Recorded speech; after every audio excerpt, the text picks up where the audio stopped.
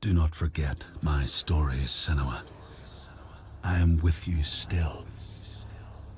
Out of hell you have come, and now find yourself in Midgard, the world of men.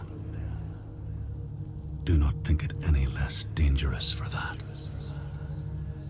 Your path has taken you far from home, across the boundless sea, and you must go on to the heart of this place, to the heart of man. You have seen how the Northmen journey out to conquer, and this is one of their lands, as icy dark as Niflheim, yet as fiery as Muspel. It has not long been claimed, and they try still to tame it.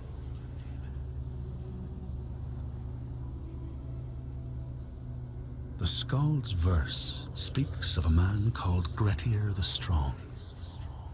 A strange and bloody life he led. And it happened in this land you have come to. Listen to his story, Senua, for it may in some small way illuminate your own.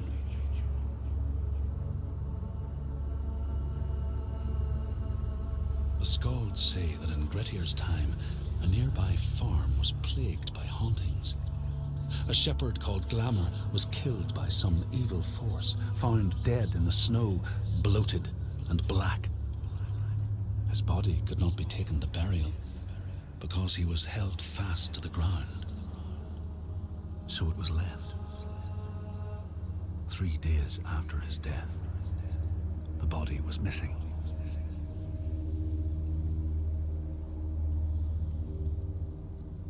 The Skalds tell how the revenant Glamour roamed the settlements, terrifying all those who lived there.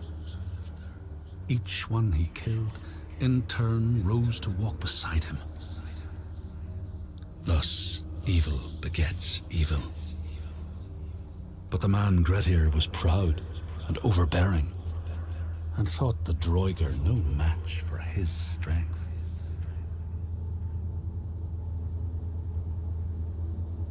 The Skalds say that Grettir fought and killed the Droiger Glamour, but not before Glamour had cursed him.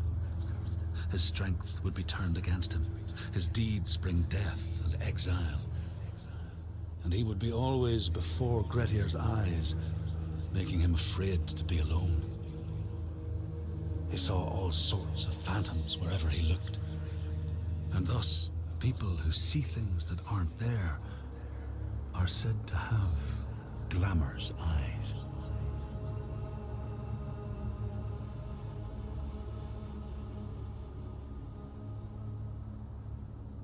The Skalds tell how in the time of Grettir's kinsman Thorgrim, there was a terrible famine.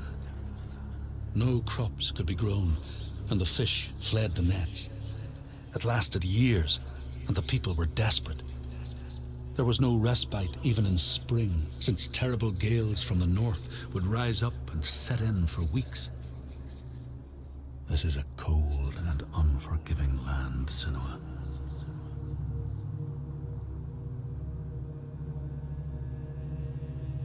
In the time of famine, at the place known as Rifskar, Thorgrim found a huge finback whale, beached and dead.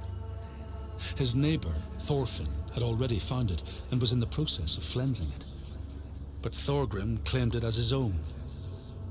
Thorfinn said he would not give it up without a fight. If that's what you want, Thorgrim said, let it be so. And he launched a blow at Thorfinn, cutting off his head in one strike.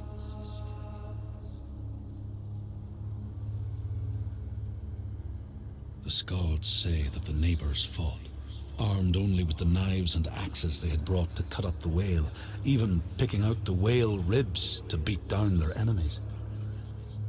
Thorgrim's men had loaded their boats with whale meat, but as they went to leave, one of their opponents struck Thorgrim's brother a fatal blow. And this is how hunger fates desperate men to come to blows, striking out against one another to survive.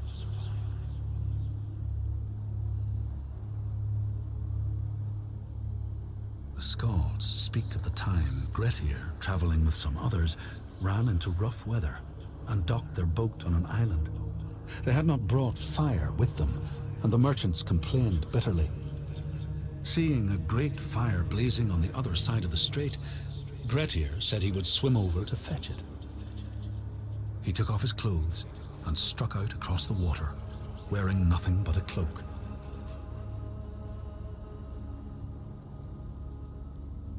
When Grettir came to the farm where the fire was burning, all was peaceful. By the time he reached them, his cloak was frozen stiff, and he looked like nothing more than some huge troll. The frightened farmhands struck out at him with the first things to hand, the burning logs from the fire. Grettir fought them off and got the fire he sought. But the sparks from the logs spread fire all over the house, and nobody survived the blaze.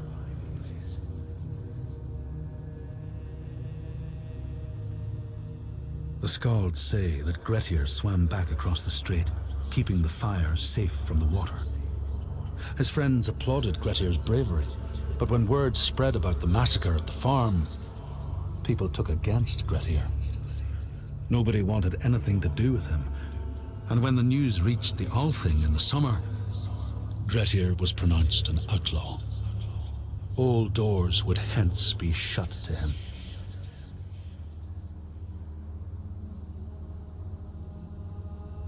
The Skalds speak of how Grettir, now an outlaw, took rest on the island of Haramsøy with a man called Audun.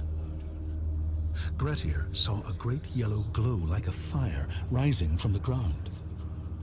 Audun told him it was coming from the burial mound of Kar the Old, who ever since he died had haunted the island, and warned him to stay away.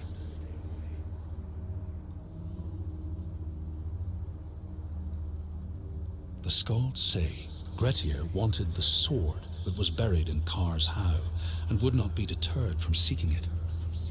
He broke the mound open and started digging until he reached the timber props. By this time it was night. Audun warned him again not to continue, but Grettir threw down a rope and went inside the mound. No light penetrated it, and it reeked of death. But he persisted in exploring.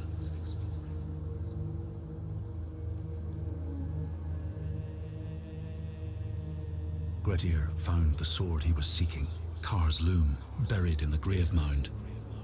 He went to leave, but before he could reach the rope, something grabbed him from behind, and Grettir realized the mound dweller would not let his treasure go. The two fought ferociously until Grettir got the advantage and chopped off the revenant's head.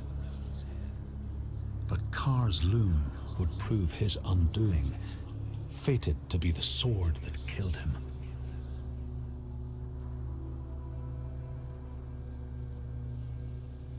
The Skald's verse tells how Grettir made many enemies with his proud and overbearing nature. Always quick to anger, his strength and fighting prowess meant that even the most trivial of quarrels met a fatal end. The kinsmen of those he killed or maimed were angry, and because he was an outlaw, no one was allowed to help him.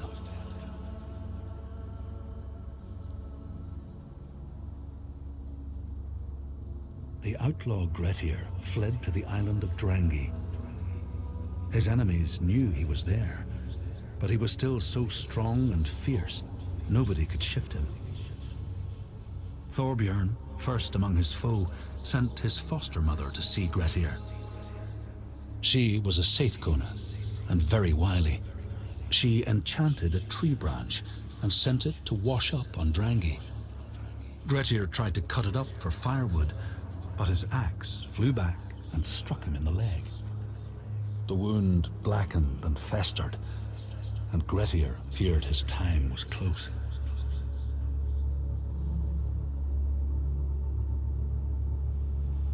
The Skalds say Grettir, wounded by Seidr, was now so weak it was possible for his enemies to defeat him.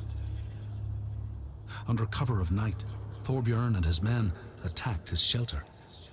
They tried to disarm him, but he clung so firmly to his sword, Kar's loom, that they had to cut off his arm to get it free. Then they used his sword to cut off his head, and the land's mightiest outlaw was dead.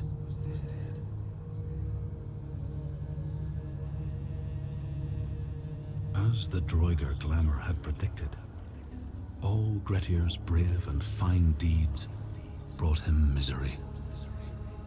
So fate makes prisoners of us all. But it was Grettir's nature that made him fight the Droigar, and Grettir's nature that led to blood feud and exile.